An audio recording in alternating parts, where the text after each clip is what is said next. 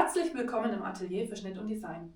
Mein Name ist Katja Winichner, ich bin Schneidermeisterin und Schnittdirektrice und in diesem Video geht es darum, wie du einen Stehkragen kopieren kannst. Das heißt, wie du einen Schnitt von einem Stehkragen abnehmen kannst. Ich werde dir zeigen, wie du diesen Stehkragen kopieren kannst. Du kannst es aber auch auf alle anderen Stehkragen anwenden. Und ich werde dir zeigen, in welcher Reihenfolge du die Schnittteile zusammennähen musst, damit du aus deinem Original eine Kopie nähen kannst. Dieses Video ist Teil 2 von einem zweiteiligen Video darüber, wie du einen Sweatshirt oder ein einfaches Oberteil kopieren kannst. Den Link für den ersten Teil findest du in der Videobeschreibung. Wenn dich interessiert, wie du eine Kapuze kopieren kannst, dann schau auch gerne in der Videobeschreibung, dort findest du einen Link dafür. Und wenn dir diese Inhalte gefallen, dann zeig's mir mit einem Like und abonniere gerne meinen Kanal. Ansonsten gilt es, am Anfang ist der perfekte Schnitt. Bis bald. Ciao.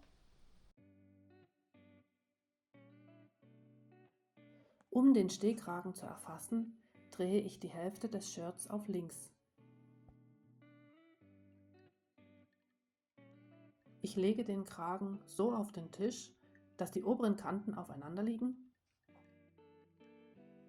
Ich fixiere den Kragen, so dass nichts verrutschen kann und stecke auch eine Nadel in Höhe der Schulternaht. Ich zeichne eine waagerechte Linie und eine senkrechte Linie im rechten Winkel. Das wird die hintere Mitte. Ich messe die Kragenhöhe und übertrage das in den Schnitt. Jetzt bestimme ich im rechten Winkel zur hinteren Mitte den Punkt in der vorderen Mitte und an der Schulternaht. Den Punkt für die hintere Mitte habe ich ja schon markiert.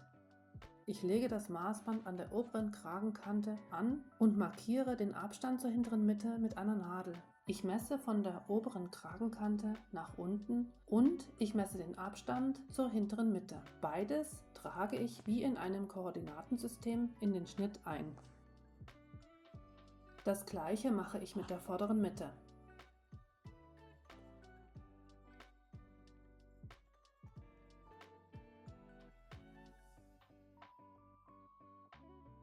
Nun habe ich die 3 Punkte erfasst und ich lege jetzt zur Kontrolle den Kragen nochmal an der hinteren und vorderen Mitte an.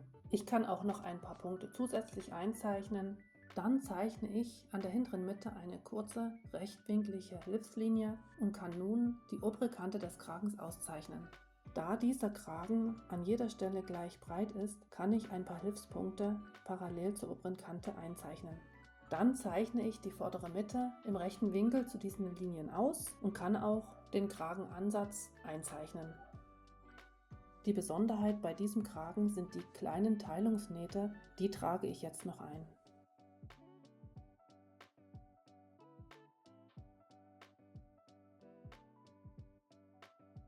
Nun muss ich noch kontrollieren, ob der Kragen ins Halsloch passt. Dazu messe ich mit einem stehenden Maßband die Strecke des Halsloches von der vorderen Mitte bis zur Schulternaht. Ich lege das am Kragen an und kann nun die Schulternaht markieren. Dann messe ich am Halsloch von der Schulternaht zur hinteren Mitte und kontrolliere auch das am Kragenschnitt.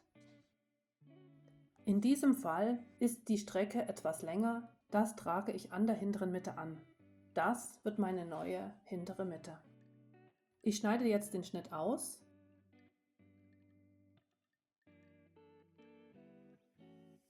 Beschrifte vorne und hinten und kontrolliere nochmals die Nahtlängen, indem ich den Kragen am Halsloch abrolle.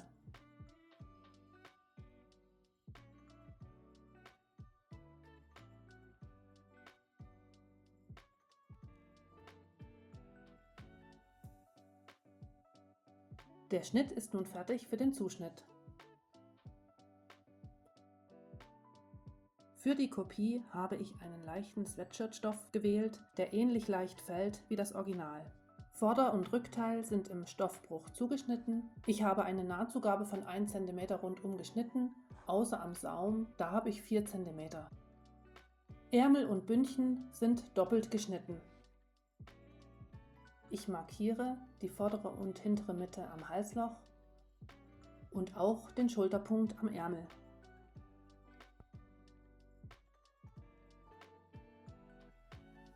Und dann habe ich einen Innenkragen und einen Außenkragen mit 2 kleinen Teilungsnähten. Ich habe hier den Saum vorgebügelt und die Schulternähte genäht. Auch der Kragen ist fertig zum Annähen.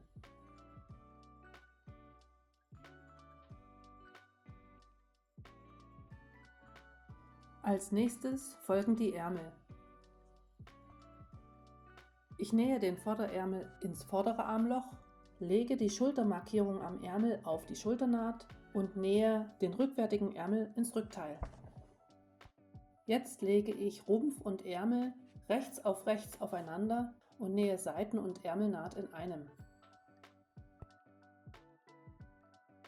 Die Bündchen sind schon vorbereitet und kommen nun an den eingereihten Ärmelsaum. Dazu markiere ich die Hälfte des Bündchens und auch am Ärmel markiere ich die Hälfte.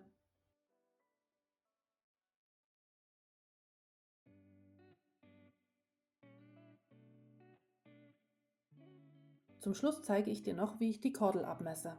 Ich lege den Kragen nochmals an der hinteren Mitte zusammen und messe die einfache Länge der Kordel. Ich verdopple das Maßband und messe diese Länge plus eine Zugabe an der neuen Kordel ab.